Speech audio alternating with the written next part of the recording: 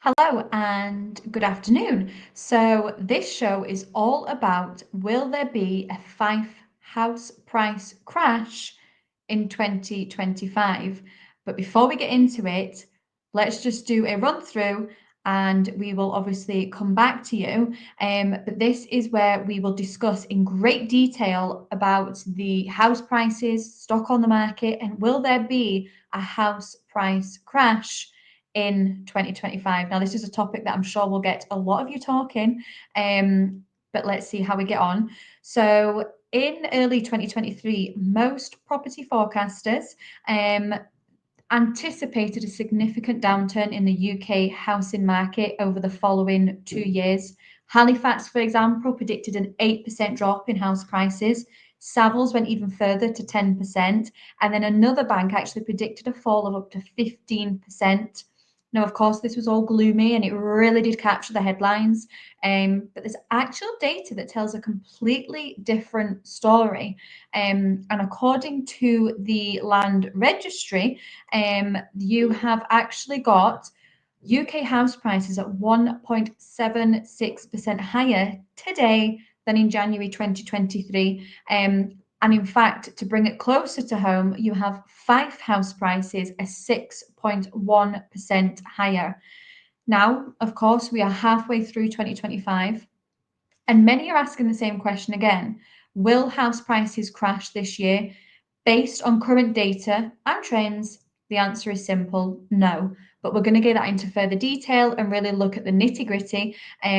As always with these shows, if you have any questions, if you have any thoughts or even concerns, comments, anything like that, feel free to put them in the comments. We will obviously come back to you if you can't watch this live.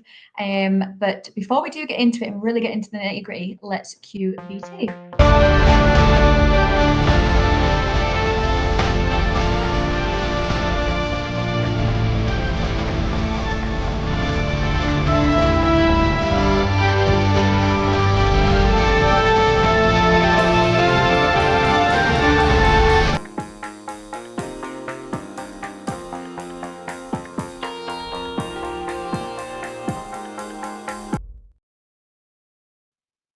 So, as I said, yes, the headlines were all doom and gloom, but obviously the figures and the facts tell us otherwise. But the first thing to note is that although there has been some slight dips in the national averages in early 2025, the falls have been relatively modest. Nationwide, for example, reported a 0.8% drop in June, which is actually the most significant monthly dip in 2 years. And the Land Registry figures for April showed a 2.8% annual fall. However, I know this is just me firing numbers at you. We need to put it into a wee bit of context. Now, these figures follow a period of exceptional growth during the pandemic years, and one shouldn't expect the market to collapse, and it is now obviously normalizing rather than collapsing. Rightmove, for example, which tracks asking prices rather than completed sales, reported a 0.3% drop in June, citing an increase in supply and fading of that almost stamp duty boost.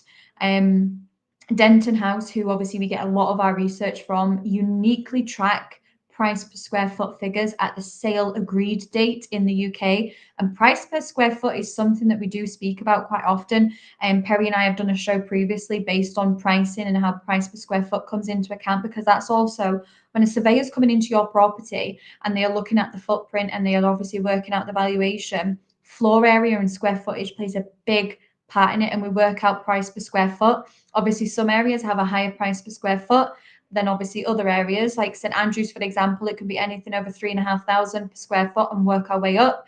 It obviously all depends on areas as well. It is all relative, but that is a big thing that is used to work out your valuation.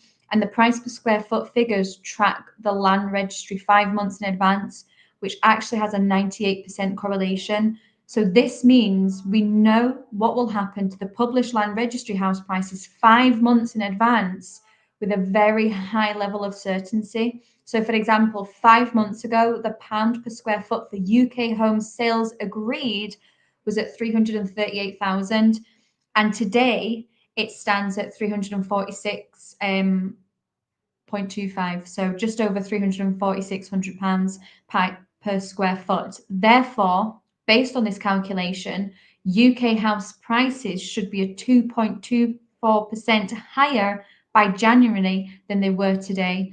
Now, none of these points then, when we look at that in detail and we look at the figures, points to a crash. So yes, as I say, you've got these doom and gloom headlines, but actually the figures are there in black and white and the numbers show you, even just doing price per square foot, as today being £346 per square foot and 338, obviously 5 months ago. But let's really drill it down into Fife to be able to put it into context for you, and hopefully make it obviously a bit more relatable. So in the first 6 months of 2024, there was just over 3,000 Fife homes sold subject to contract or subject to concluded missives. Now in 2025, that figure increased to just over 3,184. So it was just over 3,000 for the first 6 months of 2024, but now it's 3,184, a sign of growing confidence in the market.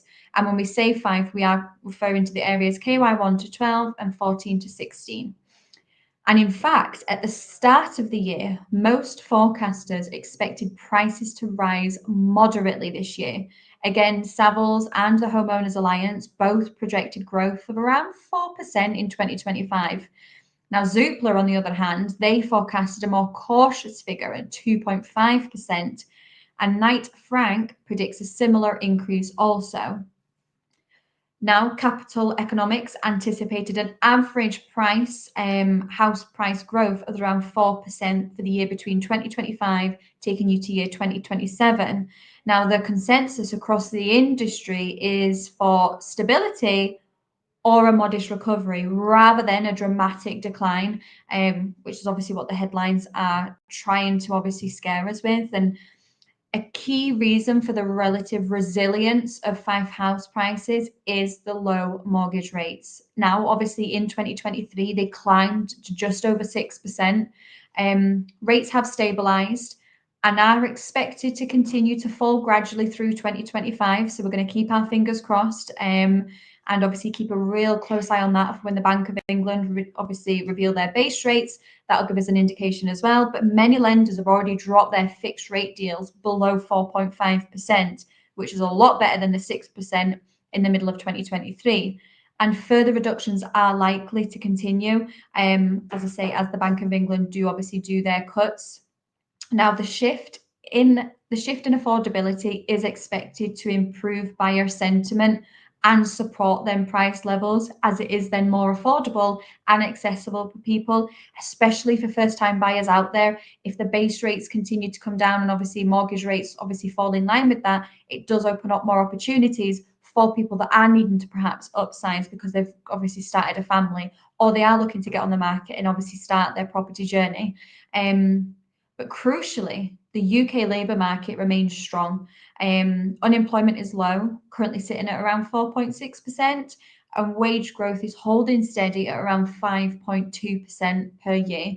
This means that most households can manage their mortgage payments even with those slightly higher interest rates. Now, obviously, there will be things that have had to have compromises, and it's almost like you've had to cut your cloth accordingly.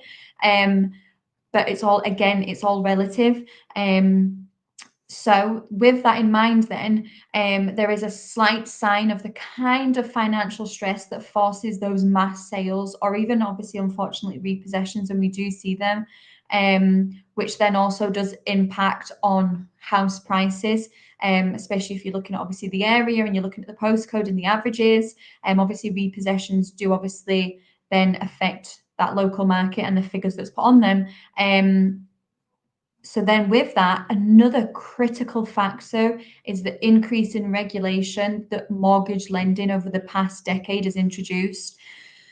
So to give you an insight, since the introduction of the Mortgage Market Review in 2014, borrowers have had to demonstrate that they can afford repayments at interest rates significantly higher than those that they're currently paying. It's almost like that stress testing, and it was designed to create a market resilience, and in effect, it has been effective. Even at the height of ultra low rates, new borrowers still had to demonstrate that they could afford repayments of, say, 6.5 to 7%. Now that obviously rates have risen, most are already well equipped to manage that change. So the average stress test rate in 2024 was 7.5 to 8%, and borrowers continue to pass these checks. And it's maybe all these details and little facts and figures that you maybe aren't aware of, but there is more balance in the Fife property market, and that's really the key here. That's the whole point of obviously this topic, is how is it affecting the Fife property market? And there has been a rise in the number of Fife homes for sale. So with the 1,188 available today, which actually in July of 2023 was only 984, there is an increase, and buyer inquiries have also increased. So this subtle increase in the supply of Fife properties on the market has offered more choice and more availability for Fife buyers out there, and also helped hopefully create those bidding wars that then again inflate prices. You will obviously get the anomalies where there is bidding wars. You tend to see that if it's a lower price point and it's a property that appeals to landlords and investors, or if it perhaps has been a repossession where it's been obviously marketed at a lower value, but actually that's where the bidding war comes in and closing dates are set and they go for way over. And then obviously then that does have an impact with inflated prices, but yet demand remains strong, supported by population growth, of course, longer life expectancy, lifestyle changes, and that ongoing desire for home ownership. This kind of equilibrium of supply and demand is stabilizing prices. Now, it's not sending them into obviously free fall. And you see, one of the main reasons the UK house prices dropped in 2008 was the high level of homes on the market. In August of 2008, just to give you a little bit of context, there was 2,213 homes for sale in Fife. So 2,213 homes for sale in Fife in August of 2008. But when you look at today, as it stands, there's 1,188 available in Fife. So that is a big difference, almost double the homes were available in 2008. Meanwhile, though, we will touch on the rental market. It is adding that another layer of support. While there is high rents, it has prompted many tenants to consider buying as a more cost-effective long-term option. By the time you go into rented and you have to obviously do your first month and perhaps a deposit, and then obviously higher rent rates, and also at the end, obviously you don't have that property ownership, it has kind of motivated tenants to look at doing more long-term options. So then with effect, this has then boosted the first-time buyer numbers because more people are coming out of rented and hitting the market for the first time, especially in areas, for example, where house prices remain relatively affordable. So your areas like Leven, for example, obviously you can get two-bedroom flats, you can get a two-bedroom house under 100,000. Also Glenrothes, Kirkcaldy, they have a lot of affordable options while still being desirable in terms of having everything on your doorstep and making it really accessible for people. So that really has boosted that. And as well, those price points and those areas do also appeal to landlords and investors because they know obviously that they will always get rented out. There is always demand for them. And that is why some Fife landlords, however, are deciding to exit the market. With changing in legislations, with obviously going through the pandemic, there was the no eviction ban. And then when that got lifted and perhaps landlords were just wanting to simplify life and they were obviously maybe burnt in certain ways with obviously their tenanted properties. We saw a lot last year of tenants just calling a day and putting their properties to market, which then again saw an increase in properties on the market, but it did also reduce rental stock for people that perhaps couldn't get a mortgage. They maybe haven't been in the country long enough, or they haven't got enough of the pay slips, or they don't have the deposit there. Then they will obviously naturally flow into the rental section.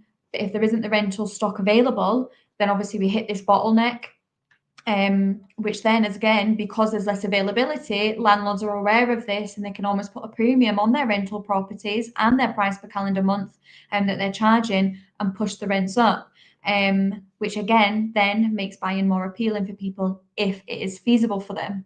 So of course there are variations across the UK. For example, we're speaking heavily on Fife just now. It would be completely different if we were in, say, London or down south, where things are different in terms of affordability, in terms of what's available, in terms of the house prices. So there is obviously differences by area, but there are many regions, particularly those in the north of England and Northern Ireland and parts of Scotland, that continue to experience modest house price growth. There is, of course, regional disparities, and they will always exist no matter what is going on with mortgage rate, base rates, inflation, area, stock on the market, rental, changeling legislations. There will always be disparities. That isn't going to change. But obviously, it's all about moderation and not automatically thinking meltdown. So, the big question, and obviously why we came on to discuss this topic, was could a house price crash still occur? It's not impossible. Of course, we don't have a crystal ball. We don't know what's coming. But the necessary conditions are not present. To see a genuine crash, we almost need that perfect storm, a sharp rise in unemployment, a sudden spike in interest rates, a collapse in mortgage availability, and a wave of false sales. And currently, none of those elements are really on the horizon. Obviously, we're going to touch wood and cross our fingers and hope for the best. But as I say, you never know what's around the corner.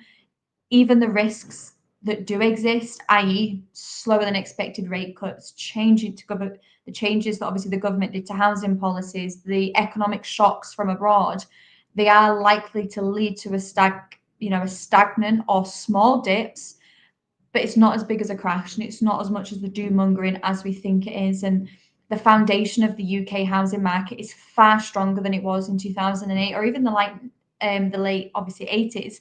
Not that was here for that, but obviously we can refer back to that. And there is no kind of sublime mortgage crisis and no rampant overborrowing and no glut of unsold new builds. So in conclusion, although the UK housing market in 2025 is not without its challenges, the data and the trends that we have got obviously from the experts indicate a firm direction towards stability. A crash remains highly unlikely. Obviously, as I say, we say this with a pinch of salt, and most regions are expected to experience slow but steady growth. Some pricier areas absolutely may dip slightly, but overall, the narrative for 2025 is one of the cautious optimism. Buyers and sellers alike would do well to tune out of, obviously it's hard not to, it's easy to say kind of tune out to it and don't get kind of engrossed in it and don't just hit panic stations, but do try and tune out of it slightly, and really look at the facts and maybe do your own research and really look into it, and focus on what the numbers are actually saying and what they're telling you. Cut out the outside noise and cut out the noise and look at the facts and the figures. Like we've mentioned, you can go onto Denton's, you can go onto Land Registry, you can go onto Rightmove. The facts are all there, so focus on the facts and the numbers, and that will guide you. We always say make informed decisions. If you don't know the answer or you're not too sure, that's where you need to seek help and get expert advice. Now, we do these shows regularly, week in, week out. We do Fife property market updates, which gives you an insight into the market for the week, for the month. We do roundups, we do quarterly reviews. We do a lot of blogs and shows to really help you make informed decisions, because there is a lot of information out there, and sometimes it does feel, what do I believe? Where do I go? It's almost like a deer in the headlights, but that's where you really do need to make informed decisions. So getting an agent that is an expert and understands what is going on in the bigger picture will help you make those informed decisions. Obviously, as I say, if there's any questions, put them in this post.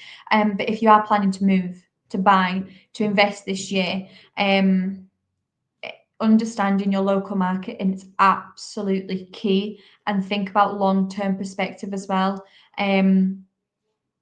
As we say, any questions, comments, put them. If you prefer something a wee bit more private, feel free to message, or even if you just want to pick up the phone and speak with somebody in the office, we're more than happy to do that with you. There'll be obviously the full blog that you can read further details. Again, you can look at the nitty-gritty of the numbers and the facts and the figures, and you can really relate.